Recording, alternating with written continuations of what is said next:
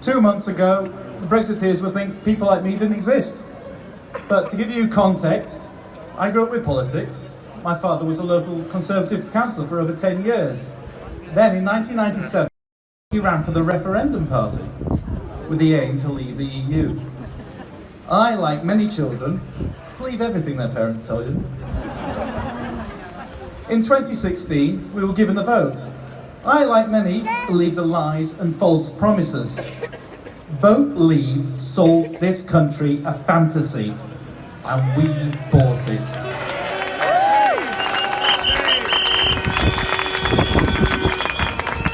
Brexit meant something different to each and every person.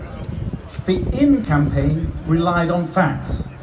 The Leave campaign used emotion.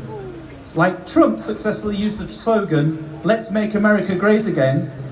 Well, wasn't it already, we ask? Vote Leave used Take Back Control. Control of what? We already have it. We're not in the Schengen part of the EU, so we already have the additional border checks. The UK has 73 MEPs out of the 751 in the entire EU. Now, don't get me wrong, the EU isn't perfect, but after watching programmes like Channel 4's Carry On Brussels, we got a first-hand view of what really goes on. It certainly didn't look like the carry-on that we were led to believe by the Brexiteers and the British media. I then look what our government does, and we look like a bunch of kids fighting over some toys.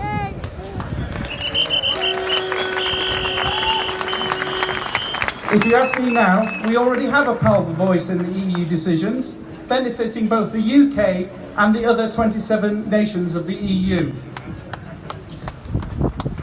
Remember, Vote Leave broke the law.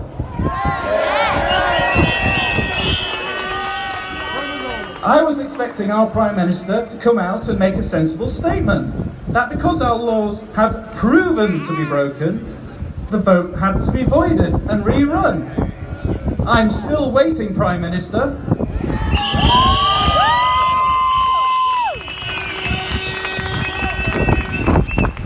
Now, I've done business across the world. The Brexiteers talk of free trade agreements with everyone. Well, they have missed one important point. Many countries across the world trade with the UK because we are in the EU and they can access that market. Now, my business is in the creative sector, offering a service. So the PM's Checkers plan does absolutely nothing for me. When discussing funding with the government's own Department of International Trade, they say, oh yes, we've got some funding to help you with the international business, but guess what? It's going to end on the 29th of March because it's EU funding, not UK funding. The government hasn't, as of yet, set up any alternative. Shame! It's time we stop listening to the haters and tell our elected politicians, stop this avoidable damage.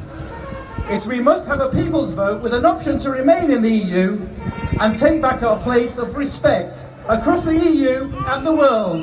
Thank you very much.